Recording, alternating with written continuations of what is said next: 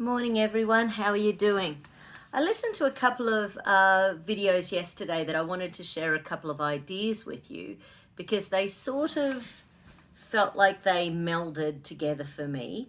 One of them was about reincarnation and one of them was about the ruling class, which is sort of interesting because I personally don't delve too much as a kinesiologist into past lives. I've studied LEAP, the brain enhancement process. So part of the brain neurology, where we know goes back about 7 generations, is called the periventricular survival system. So when that little area shows up, and the subclavian gyrus, the orbitofrontal cortex, the anterior cingulate gyrus, when those little nuclei show up, sometimes I will muscle test whether or not this is this person's stuff, or whether it is generational, whether it's on the mother's side, the father's side, the mother's mother, the mother's father, the mother's mother's mother's, the mother's mother's father. So I sort of go back and then sort of see where this particular issue originated. Sorry, the phone shimmied a bit. Just hold on. So anyway, so this guy yesterday was chatting, and because I've worked with mediums over the years, and I have certainly seen enough with whatever you want to call them, mediums or psychics or empaths, people who can feel the energy that's stuck in someone else. Because I've worked with so many of these people over the last 25 years, I have a belief that there's something more. I have a belief that at the very least there are memories. So whether or not they are soul memories, whether they're genetic memories, whether it's karmic memories, whether or not it's, I don't know. But what I do know is that when I muscle test certain things, the body changes. That's what I do know. So I had one lady going back years ago, and her daughter, so she was a lady in her 60s, and her daughter had a boyfriend, and she felt like her and the boyfriend had had a previous connection in a past life. And she felt that very, very strongly from the first moment she met him, which, is sort of interesting. And, because I don't feel that, in other words, as a practitioner, I don't go, oh, I'm getting that you were in the 2nd century BC. I don't get that sort of thing. I can muscle test things, but I don't get that source connection that allows me to know that stuff about people. Whereas I have known Reiki masters and empaths and psychics and actually people who pray and people who meditate, who do find these connections with people that can be validated through what the person is feeling in their body. Okay, so that's a long. But anyway, one of the things that was happening was that I remember one guy, and he was saying, oh yeah, I was at a kinesiologist, and they found out that I was a soldier working during World War II, and I was a gay German soldier, and he had this visual of his boots being underneath this bed, and he saw the Nazi swastika on the wall, and I remembered thinking, interesting. And he was gay. So it's sort of like you can imagine going back 70, 80 years, whenever that was, and it is about 80 years now.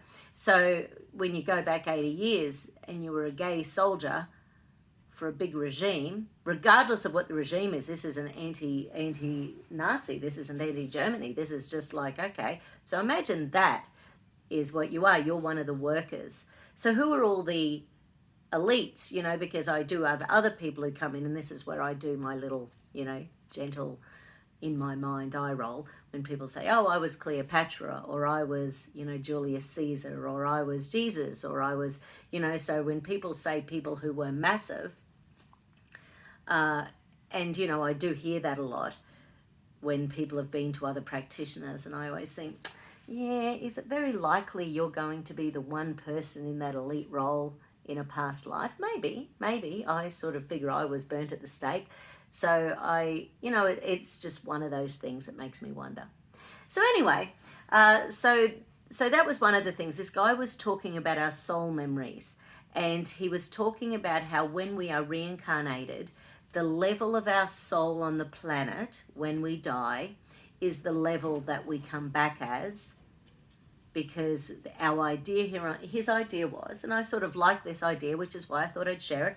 I don't know if it's true, But his idea was that as we ascend through life and we become awakened and we release our fear and anger and anxiety and we open ourselves up to our heart energy, to love, to truth, then at that point it's okay whether we live or die, because we know that when we come back we'll be in that position again.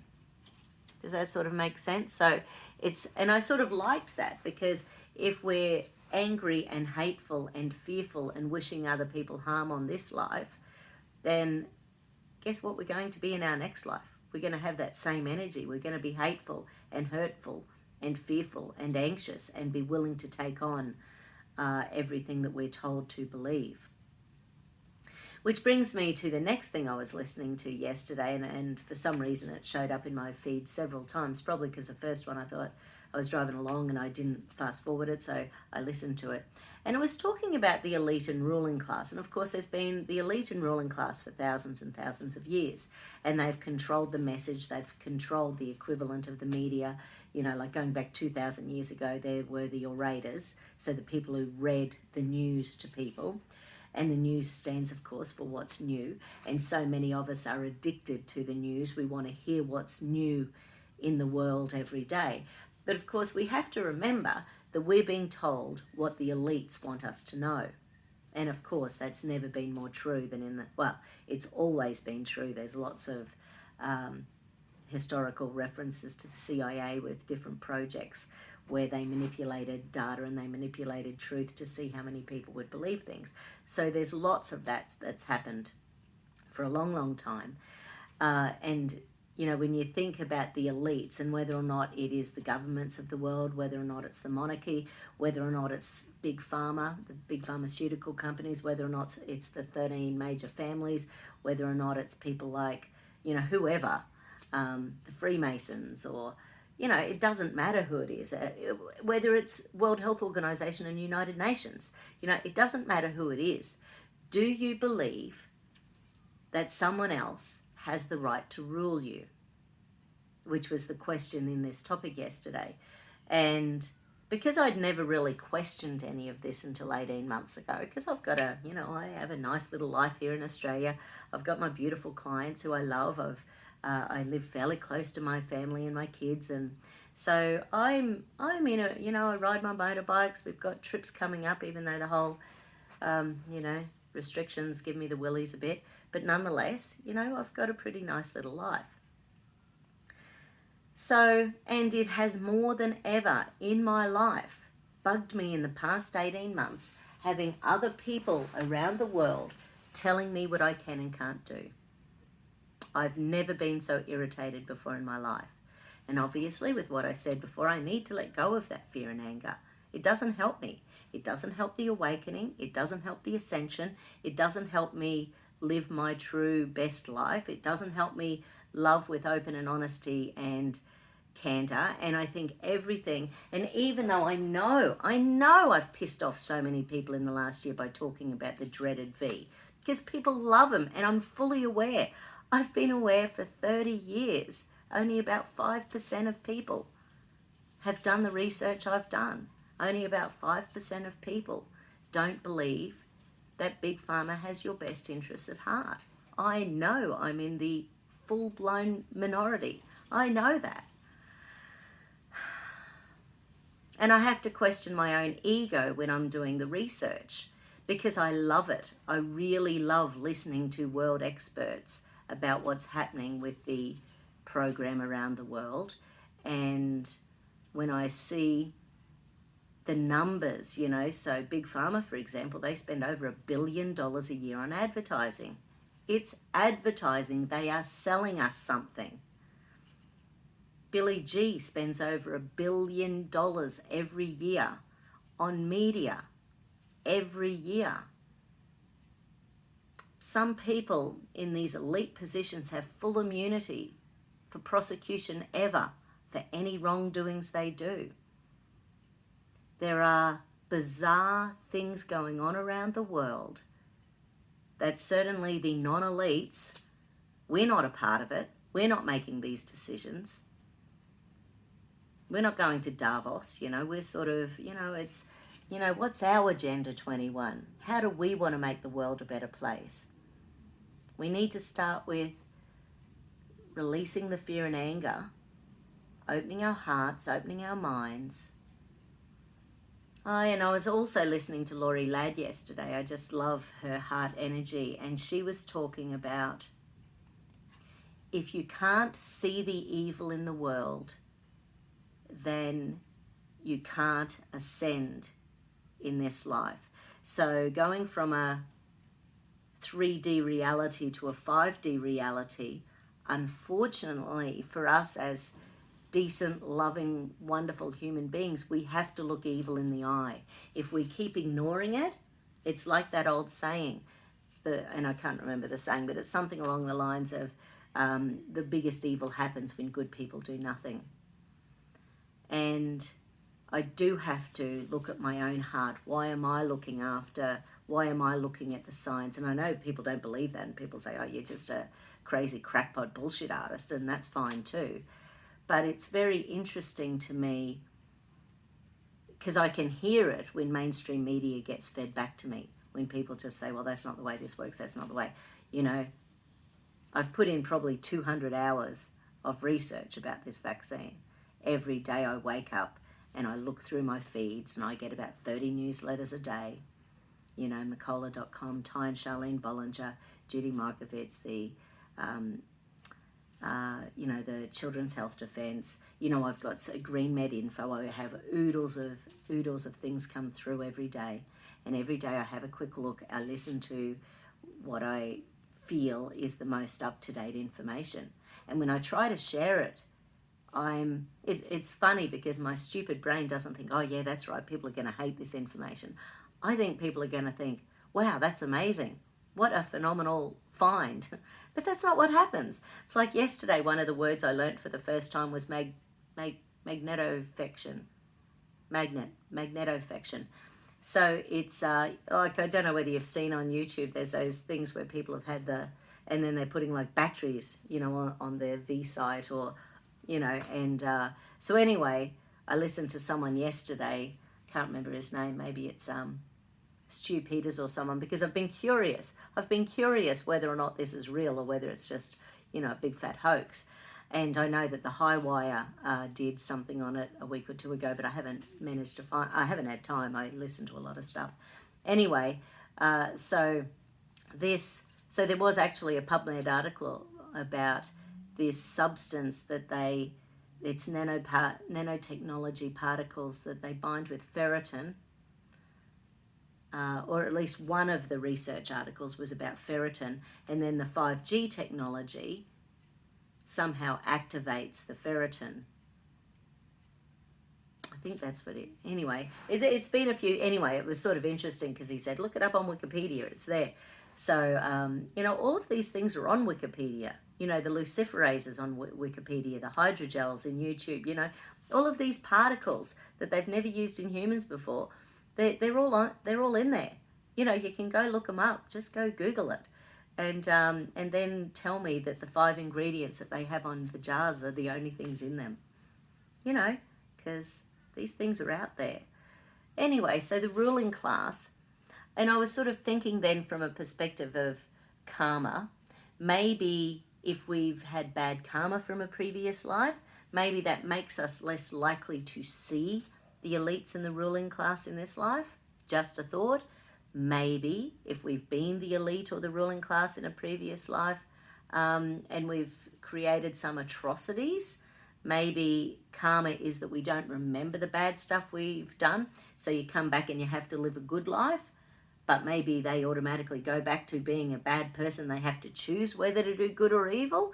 You just don't know. And I just thought it was interesting, the sort of combination of it. And I didn't sleep well last night, so I'm looking a bit tired.